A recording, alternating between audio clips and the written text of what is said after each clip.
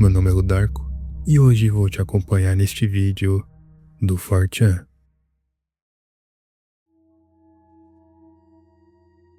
Entre todas as histórias sombrias que já teve no 4chan, esta vou dizer que é a mais leve desse vídeo. Conforme avançamos, vai ficando muito pior. Esse post foi criado no início de maio de 2015, quando um usuário anônimo abriu um tópico em uma das sessões do fórum descrevendo o estado inacreditável em que vivia. Eu passo as noites deitado na cama, no escuro, só rolando o fórum na tela do celular. Dezenas de moscas de esgoto voam atraídas pelo brilho da tela e pousam no meu rosto e nos meus braços. Eu simplesmente não me importo mais e nem tento espantar. O autor detalhou que o interior da casa dele tinha virado literalmente um lixão biológico. A mesa da cozinha estava soterrada por restos de comida em decomposição acumulados durante anos. Caixas e galões de leite estragado inchavam até estourar com a pressão da fermentação, cobrindo o chão com poças podres e um cheiro que, segundo ele mesmo, não dava mais para descrever com palavras. O homem praticamente não saía. A única exceção era passear com o cachorro tarde da noite, para evitar contato visual com as pessoas. Uma vez, um dos vizinhos dele chegou a abordar o homem perguntando por que as janelas viviam encardidas e por que os adesivos de Natal, colados há 4 anos atrás, ainda estavam grudados nos vidros. Ele não soube o que responder, mas a parte mais bizarra é a que deu a origem ao apelido dele no fórum. Foi a relação dele com as geladeiras. A geladeira principal quebrou, a porta parou de fechar direito e a comida lá dentro apodreceu e virou um ninho de larvas. E em vez de limpar, o homem simplesmente empurrou a geladeira para o canto e comprou um frigobar. Meses depois, o frigobar também deu defeito. Ele jogou vários lixos orgânicos dentro e deixou para lá. Sem refrigeração nenhuma na casa, ele achou uma terceira geladeira, dessa vez descartada na calçada de uma rua próxima, e esperou anoitecer. Arrastou o troço até dentro de casa e ligou, e aí ele estava oficialmente vivendo com 3 geladeiras no mesmo cômodo, sendo 2 inutilizadas e uma cheia de coisa suspeita. Nas próprias mensagens, ele admitiu que sobrevivia apenas de cheques de benefício por invalidez do governo. Segundo ele mesmo, o maior medo era que os pagamentos fossem cancelados um dia. Aí, os assistentes sociais viriam arrombar a porta e o encontrariam morto apodrecido na poltrona da sala. Ele dizia isso. Como era de se esperar, os anônimos do fórum não acreditaram em nada. Acharam que era invenção para chamar a atenção. Aí, o homem começou a postar fotos. E foi pior do que as pessoas imaginavam. Montanhas de lixo até a altura da cintura, pias tomadas por louça coberta de fungo preto, banheiros num estado indescritível, e as tais moscas de esgoto estavam em todos os cômodos. Em algum momento, analisando a foto da geladeira aberta, os internautas notaram um pote de creme azedo com data de validade vencida havia anos. E, obviamente, começaram a implorar para ele abrir. Ele abriu, postou. O conteúdo tinha se transformado em uma pasta líquida acinzentada. Ele descreveu como o pior cheiro que havia sentido na vida. E, sinceramente, olhando aquela imagem, dá para acreditar. A história não terminou no post. Investigações posteriores e registros públicos revelaram o resto. Tratava-se de um ex-soldador desempregado de cerca de 41 anos, morador dos Estados Unidos, que alugava aquele imóvel havia aproximadamente 4 anos. As autoridades e a dona da casa só soube o estado do local quando ele viajou para outro estado para visitar a mãe idosa doente. Aí, a proprietária entrou e viu o horror daquele lugar. Quando o homem voltou e percebeu que tinham descoberto tudo, ele ficou maluco. Tentou ele mesmo tirar sacos e sacos de lixo, largou pilhas gigantes na calçada e fugiu de carro em direção ao estado de Minnesota. Não durou muito. A polícia localizou, prendeu e indiciou por destruição criminosa de patrimônio e por fuga. Os danos e a descontaminação da casa passaram de $30 mil. A investigação ainda descobriu que ele vivia sem água quente havia anos. Fervia água em panelas no fogão para tomar banho com caneca. Não lavava as próprias roupas. O homem foi liberado sob fiança em 2016. Desde então, sumiu completamente. Não tem mais nada em registro público. Depois de ter lido esse post, eu espero que você vai tomar seu banho.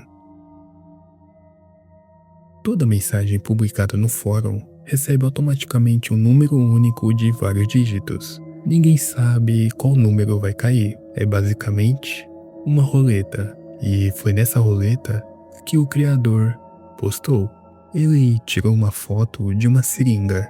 Dentro dela, um líquido azul fluorescente, extraído daqueles bastões luminosos de festa.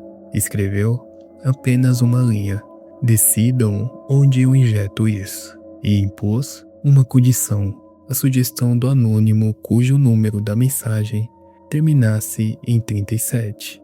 As respostas se acumularam aos milhares, umas mais absurdas que as outras. No fim, veio de um usuário com uma proposta bem direta: no pulso. E claro, o criador do post cumpriu. Poucos minutos depois, publicou uma nova imagem. A seringa estava vazia. O pulso dele começava a mudar de cor. As veias sob a pele brilhavam num azul neon, como se o sangue tivesse substituído por outra coisa. Aquela foi a última postagem dele. E claro, perdeu a vida. Sinceramente, não faço ideia do que passa na cabeça de alguém para tentar isso. O líquido do bastão luminoso contém componentes que, quando injetado direto na corrente sanguínea, causa embolia, necrose e falência múltipla de órgãos em questão de horas. Naturalmente, aparece sempre alguém falando que a foto final foi Photoshop. Sinceramente, não me surpreenderia se fosse verdade que esse homem injetou. E também não me surpreenderia se fosse também edição. Enfim, cada um decide o que acredita. Esse rapaz passou dos limites, literalmente. Dessa vez, com uma granada. Ele escreveu o seguinte texto: estava vasculhando as coisas que meu pai deixou depois de morrer e encontrei isso. Ele tinha uma granada de verdade. A aparência antiga, mas está de um jeito intacta. E o rapaz, como sempre, não teve ideia melhor do que perguntar o que fazer com o objeto. Logo surgiu uma sugestão: passar por cima da granada com o carro. Nada aconteceu. Próximo experimento: colocar a granada dentro do micro-ondas e ligar. Tentou com fogo. Nada. Mas como vocês devem imaginar, essa sorte não dura para sempre. O criador do post teve outra ideia. Jogou a granada dentro do vaso sanitário e deu descarga. E aquela foi a última postagem dele.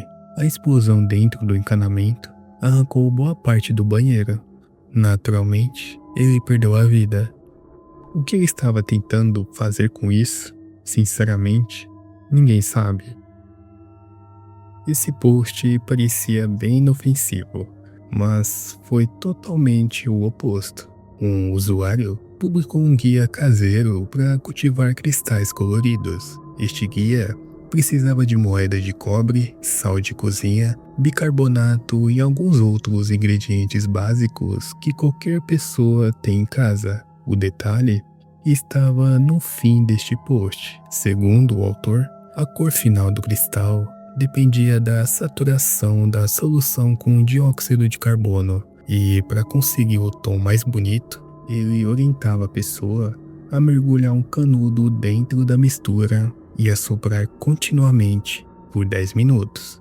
Bem, alguns de vocês já devem ter adivinhado o que aconteceu. Um dos anônimos viu este post e seguiu o guia à risca. Dias depois, criou um novo tópico no fórum.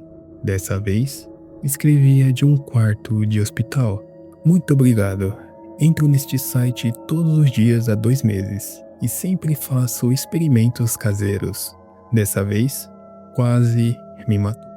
Alguém publicou um guia de cristais feitos com coisas comuns.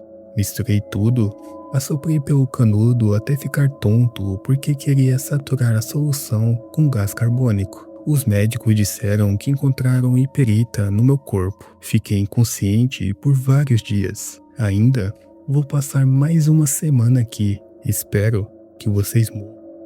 Bom, hiperita é também conhecido como gás mostarda. É um agente químico de guerra classificado como arma de destruição em massa. Age por qualquer via de contato: pele, mucosa, inalação.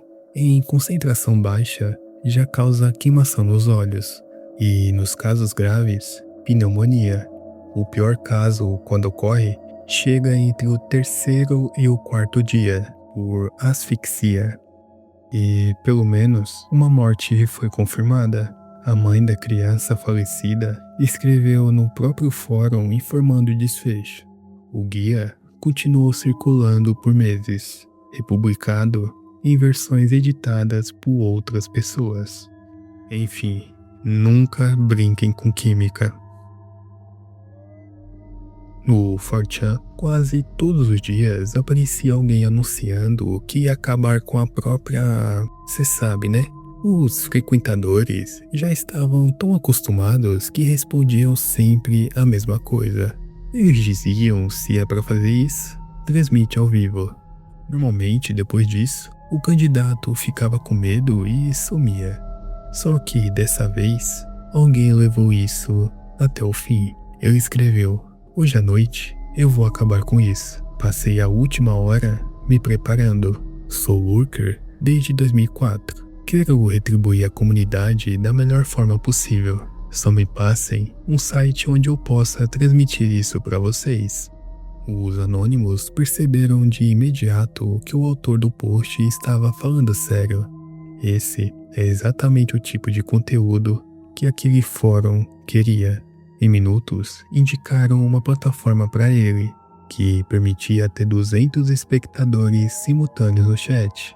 O rapaz se identificou como Stephen, instalou uma câmera no próprio quarto e entrou ao ar sob o apelido de Long Dogs. Ele bebeu álcool, tomou vários comprimidos. Depois disso, ele se enfiou embaixo da própria cama e jogou fogo no quarto.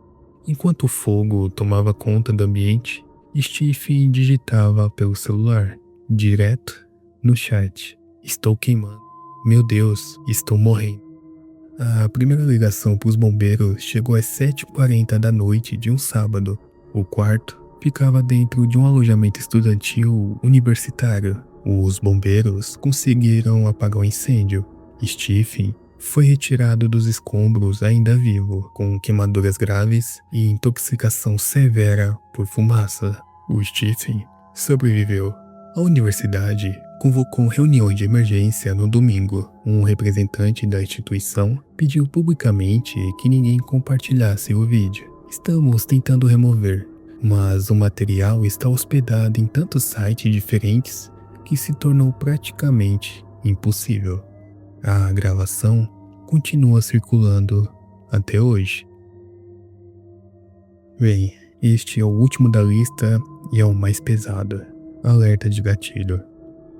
Este post foi publicado em setembro de 2015, num subfórum específico. O texto era bem curto e dizia: Alguns de vocês, pessoas legais, não venham para a escola amanhã. Se você mora no Noroeste, vai descobrir tudo. Eu moro no Noroeste, tenho 28 anos e nem estou mais na faculdade. Fica de olho nas notícias. Seattle ou Portland. Menos de 24 horas depois, um homem entrou armado em um colégio, no estado de Oregon. Chamava-se Christopher Sam Harper, tinha 26 anos e estava matriculado numa disciplina introdutória de redação. Levou 6 armas de fogo para a sala de aula. Uma testemunha, que sobreviveu, contou o que aconteceu depois. Christopher entrou, atirou primeiro no professor a queima-roupa e se virou para os estudantes aterrorizados. Ordenou que cada um se identificasse dizendo a própria religião. Quem respondia que era cristão recebia uma segunda frase: ótimo, se você é cristão, vai ver Deus daqui a um segundo. E ele atirava.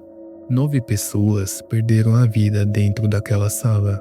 Outras 9 ficaram gravemente feridas. Antes de sair, Christopher chamou um dos estudantes que ainda estava vivo, entregou um pacote nas mãos dele e ordenou que aquilo fosse entregue à polícia. Dentro do pacote, um manifesto escrito. O tiroteio inteiro durou cerca de 10 minutos.